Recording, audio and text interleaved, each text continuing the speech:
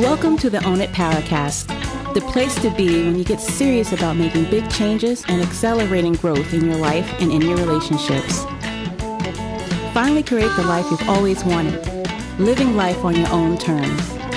Learn how to take your fear and turn it into powerful choices that will create sustained change. Now your host, Mary Baker. Hey everyone, welcome back to the Own It Powercast, a place where you can come to get what you need to move yourself forward. It's Mary Baker, and welcome to episode 59, where it's never too late to reinvent yourself. So this coming month, we're going to be talking all about reinventing ourselves, making some great changes in our life, doing things over, or maybe just continuing to work on simply becoming who you really are.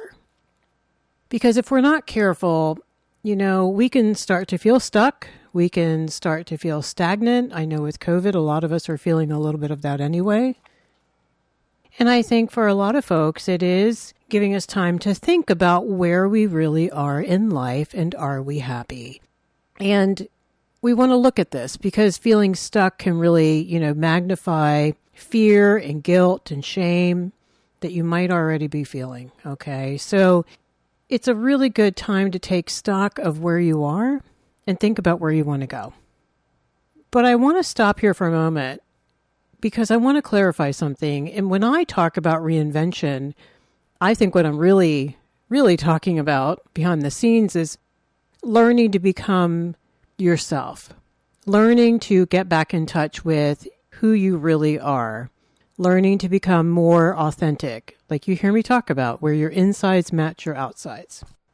All right, so let's get into the idea of reinventing yourself, of starting over, of redoing some things, of taking stock of where you are and figuring out what you'd like to have different. So some of this is obvious, but of course the first thing you want to think about is what you don't want anymore in your life, what you're tired of, what you've just now recognized that you're finished with. Maybe you have outgrown it. I think we outgrow a lot more than we realize because we're growing, which is a good thing. I mean, the first one I think of when I think of this is habits. Like, what are some habits that you would like to kick to the curb? Namely, because they're probably in the way, I think, of you feeling good about yourself. Now, these could be habits where it affects our physical health. They could be habits where we procrastinate and hold ourselves back or take care of others too much and don't take good care of ourselves. Habits of having poor boundaries, habits of not putting yourself out there, the typical ones. So I want you to think about, are there some habits that you'd love to get rid of? And what would feel great about getting rid of them? Like, where's your why? And broader than habits, where is your dissatisfaction in general? Like, what does that look like? What does that entail? And we can look at different areas. We can look at ourselves as people. We can look at our environments, which are a reflection of who we are. And we've talked before about how important environments can be for your well-being.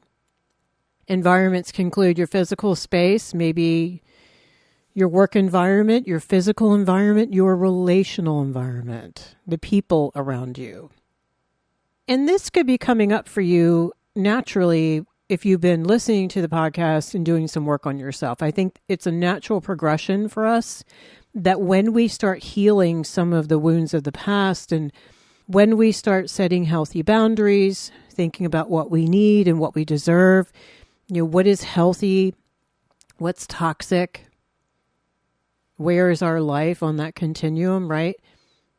That I think we naturally start gravitating towards the idea like, wait a minute, maybe I'd like to make some changes. I think this happens in spite of ourselves, not always because of ourselves. It's just a natural, organic byproduct of doing some really great work. So what are you learning then about what you deserve? Like what you really deep down deserve, because we all deserve good things. We all deserve to be happy. We all deserve to be proud of ourselves, to feel like we can do meaningful work, like we can be creative and be who we really are. focus on things that matter. And I want you to think for a moment, like, what beliefs are beginning to change for you? Even beliefs about yourself. And I'm hoping that today you will take stock of how you used to believe things about yourself. And is that beginning to change? Probably changing, I think, to more positive. Usually that's what happens. Especially if you grew up in environments where people shamed you and told you, oh, you'll never get into that college, or that'll never work for you, or why bother? People can't be trusted. Life's not fair, just all that stuff. You probably internalized some negativity, even if they didn't mean for you to. So when you do the work, you realize, oh, wait a minute, there is more possibility than I thought. I also think that as our confidence goes up because we're working on the core self, we're working on our self-esteem, that we naturally raise the bar of what we want in our life. And it manifests in a whole bunch of different ways. And some of them could be, I want to look better on the outside. I want to have healthier relationships. I want to make more money. I want to have more adventure in my life. Things like that. So knowing what you don't want anymore, knowing what you're tired of and why. And next is, what do you really want then? And you may be very clear about what you want, and you may have known for some time. You may be very clear and are just having insights about this, but yet I sit with a lot of folks and they say, Mary, I don't even know what I want yet because I'm still trying to figure out who the hell I am. And that's okay.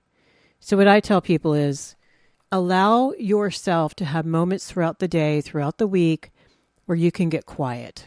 Go for a walk, be by yourself, meditate, have time for you where no one else is around. You're not focused on taking care of anyone else.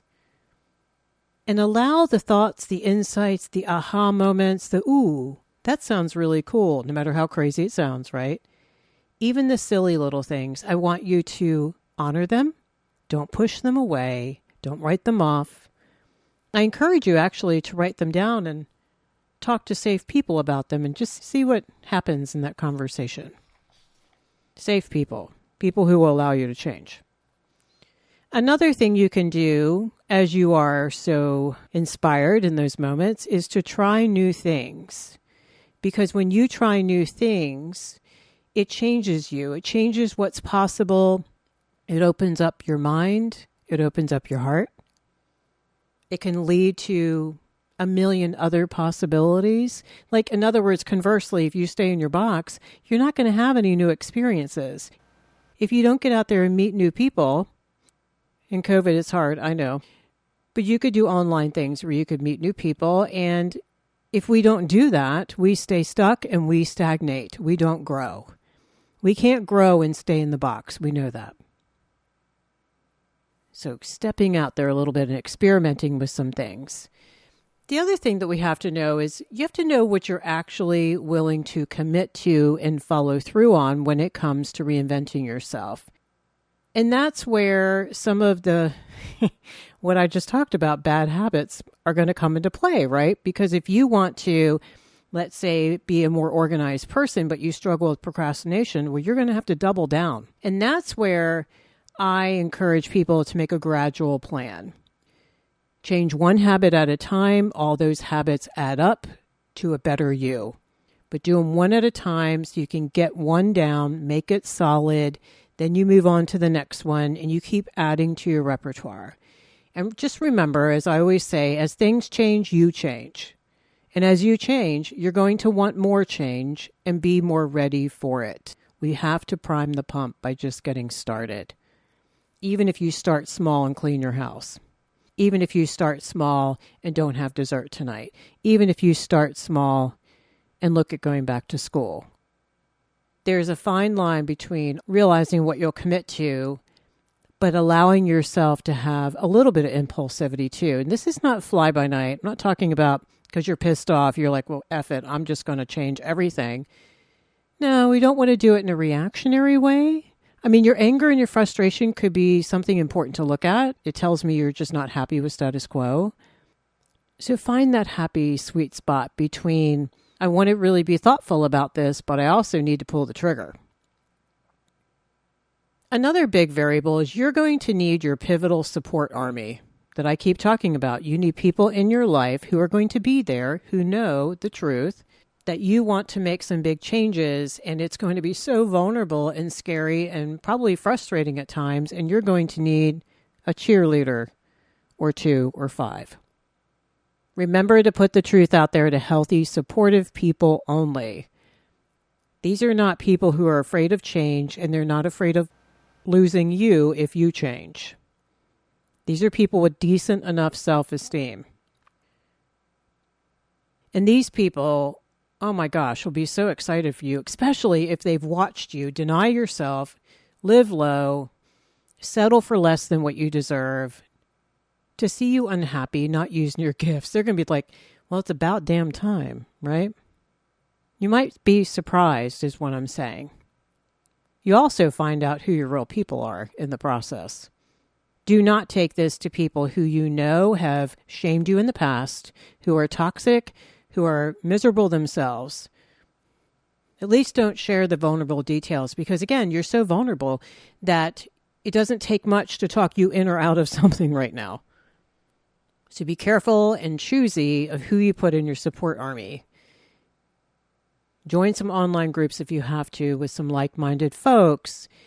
Every bit of support you can gather matters, and you can never have too much. Now, you have to be accountable to your support too, like you've heard me say in the past. You got to show up. You got to tell them also how they can support you, how they can lovingly hold your feet to the fire. You know, we need to check in with people so we don't slide back and let ourselves down. Reinventing yourself also means focusing on your passions, your gifts, and your values. Again, that's your passions, your gifts, and your values. I want you to think about, has anything new been surfacing around all this, or maybe just resurfacing? Do you know what your passions are? Are you confident in what your gifts are? Do you have a sense? And are you solid in your values? And I encourage people, if you're not, like if you feel kind of weak in one of these areas, go back to earlier episodes where we talk about all that. Take your time. Here's what I think and believe. When I sit with people, what I notice pretty consistently is if they've done the work on finding out who they are first, like what do I value, what matters to me, what do I really care about and why, and what do I think my gifts are? And why do I think that? And what brings me joy? And what am I just naturally drawn to? What gives me energy? Take your time to walk through that and come back here to reinvention or rediscovery, right? So I want you to think about in the next week or so, where are you? It's okay to press pause and say, I need to do some more work on my values, or I need to do some work on what I think my gifts are. I need to do some work on what I'm really passionate about and what I care about and why that fits with the rest of who I am. Again, all this stuff should feel like it's in alignment. The next thing is I want you to look at how you see and deal with change, like really. Like when the rubber hits the road change. Not just sitting there and talking about like, oh, that would be fabulous if I could just, no.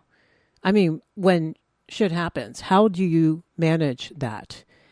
Are you able to grieve? Can you surrender to reality and let go? Are you afraid of change? In other words, you know what that's code for, right? I have control issues that I don't want to look at. I want to have my hands on the outcome. I want to control all the variables. And I don't want to be surprised. Now, folks who have trauma in their background or even emotional trauma, that's what fuels that, right? So there might be some work to do back there for you. And in present tense, get some support around, okay, friends, you tell your support group, this is scary for me. I'm going to need you to keep talking me off the ledge, okay? Because I might want to throw in the towel and sabotage this midway through the process.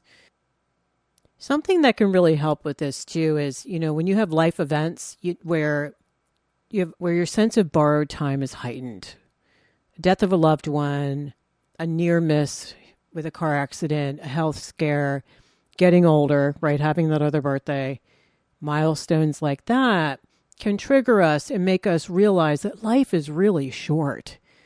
You know, especially if you're older, kicking the can is probably not a good idea. There's not as much time in front of us as behind, aka the midlife crisis. That's what fuels that for people. So look at how you deal with change and know that being able to be flexible and to pivot is so crucial for us in today's world. I mean, we kind of have to. The more adaptable we are, the more successful and happy and grounded we will be. Conversely, the more controlling we are, the more grudges we hold, and the more miserable we make ourselves being stuck with what was and being angry that it changed. Yes, we have to grieve all the losses so that we can have our hands open to receive the new. So you can see why this work keeps pointing back to maybe deeper work that we need to do. The next thing I want you to do in this process is stretch the possible. Don't limit. You know, you'll be amazed at what you may be capable of and not even realize it. And I want you to look back at moments in your life where, even small moments where you surprised yourself. You know, maybe someone dared you to do something or the whole group was doing it. You jumped in and surprised yourself and said, wow, I didn't think I would like that. Or I didn't think I was good at that because I would never have thought to try that. I want you to stretch the possible. You're going to have to here. And that's a good thing. And you can just tell yourself, what's the big deal? I'd rather have tried than not tried. The next thing is tune in. Tune into your feelings, what you're feeling throughout the day. I want you to notice where you are, what's going on, why you might be feeling certain feelings, like why that makes sense. Remember all that self-validation. And then validate it. Don't push those feelings away. Honor them. It really does help to journal them or write them down or share them with someone. You're validating who you really are. Also, very important to tune into your intuition. Think about it. You are already guided here to be listening right now. This ain't no accident. I think if you didn't want to at least think about the concept of reinventing yourself, you would have stopped listening by now. So part of you is interested, and part of you guided the rest of you here. And that's what I want you to think about. I want you just to notice your intuition. Whether you follow it or not, I want you to notice that too. Not to beat yourself up, but look back on when you don't and when you do and kind of what was the outcome and how did you feel? Usually when we follow our intuition, we feel more peaceful and grounded. When we don't, we feel anxious and irritable. I also want you to tune in to what have others in life been showing you about you lately. You know the joke. If 3 people tell you pretty much the same thing, you may want to pay attention to it. If you see a message, hear a message in 3 different ways over the course of days, there might be signs that you might want to pay attention to if you want to. I think it's helpful. I think it's nice to know that we're not alone and we're being guided by something. Also tune in to your thoughts, and it's okay to think and feel and grieve as you outgrow. This might be a real mixed bag, and that's normal. You know, when we shed the old skin, yes, it's exhilarating, but it can also make us feel sad at the same time. And that's normal. Nothing's like in the movies where it's all perfect or all horrible. Life is usually a mixed bag. The next one, get spiritual, and that is whatever you believe in, now's the time, people, to ask for guidance, even if it's from your higher self. I don't care where it's from. I just want you to be open and ask for guidance. Throw it to the universe. See what happens. So tuning in is really important, I think, for a number of reasons. The first one is, yeah, we usually mess up things all by ourselves when we think we run the universe and we think we know all the answers and know what's possible and what's not possible. You're not going to be able to take a big leap like this up in your own head. That I can guarantee you. I've never seen anybody be able to do it. We have to be open and trusting the process and have some childlike awe at how wonderful it'll be to make these changes. And we have to have some hope that it'll be okay. That whatever works out is for our highest good. So tune in. And finally, give it time. Change takes time. There are no overnight successes. We can make a few powerful big changes like signing up to go back to grad school, changing jobs, leaving a relationship, but all the other little changes over time made that possible or you wouldn't have done it. And they matter too, because conversely, I can get a new job, but if I have some really bad habits, I'm going to mess up that job, right? So it takes time. It's a process. Just let it unfold. I tell my clients, stay in today, put one foot in front of the other. Eventually you'll turn a corner and you'll feel it. Then you'll turn another corner and you'll love it. So those are some principles of what I think comprise reinventing ourselves, rediscovering ourselves. And you don't have to make huge changes. You can just change some small habits and notice how much better life feels. Margaret, who I spoke to last week, that's what she helps her clients do. Because she knows the power of habits, even the habit of getting up on time in the morning, even the habit of getting enough rest, of setting boundaries around time so you can meditate or take a walk. All of these things matter. And we tend to forget that. We like the big and grandiose gestures. And yeah, that's just not what creates wonderful change often. I also think that we may need to change habits in order to feel confident enough to pull the bigger trigger. And that's okay too. All right, so I want to take a moment and do an exercise just to help you get in touch with the concept of rediscovering yourself. For those of you who aren't familiar, I will read a sentence starter, and I want you just to notice what comes up immediately for you. Remember, don't edit it and don't question it. As an ending to the sentence, and you, ideally, if you write these out next week, you'll have like 4 to 6 endings, but for today, just see the few that come up, and it may just be one, and that's okay. Just go with whatever comes. If you're walking, or you're jogging, or you're driving, just pay attention to whatever comes up in your heart. If you're in a place where you can write these down, wonderful. All right, you ready? Number 1. If I imagine the new me, what I see is. If I imagine the new me, what I see is.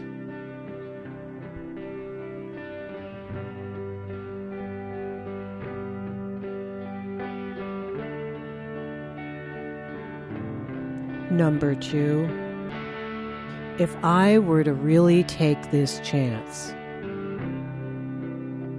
If I were to really take this chance.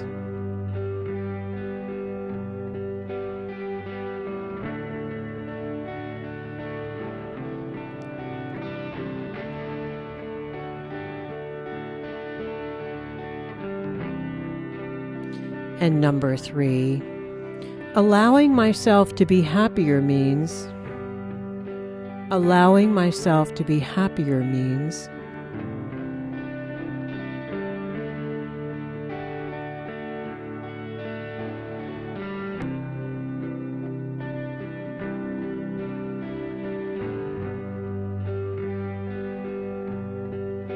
Okay, so what came up for you? Were you surprised by the answers? Just trust whatever came up was what was supposed to come up right now. So I've included these and a few extra ones in your bonus download today. I really encourage you to take this as a homework exercise this week and meditate on it, journal out some more answers about all the ways that you can come up with ideas and insights and feelings and ahas. Because the core self will always guide you to where you're supposed to go. That you can count on.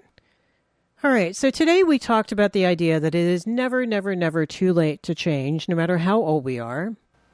It's never too late to reinvent, or rather reestablish our authentic self.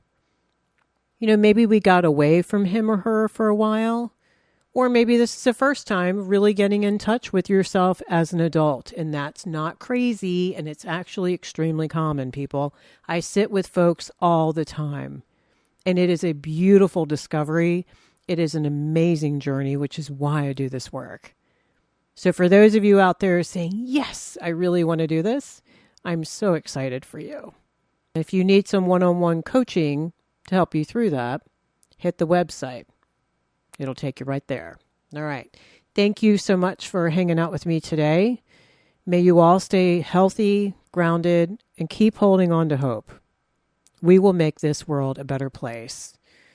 Focus on the good inside yourself because there's so much good. Try to find some good out there in the world and create some good. If you're not already a tribe member, go to the show notes at ownitpowercast.com. Sign up for the Tuesday newsletter. You'll get the bonus downloads and the blog and all the other news.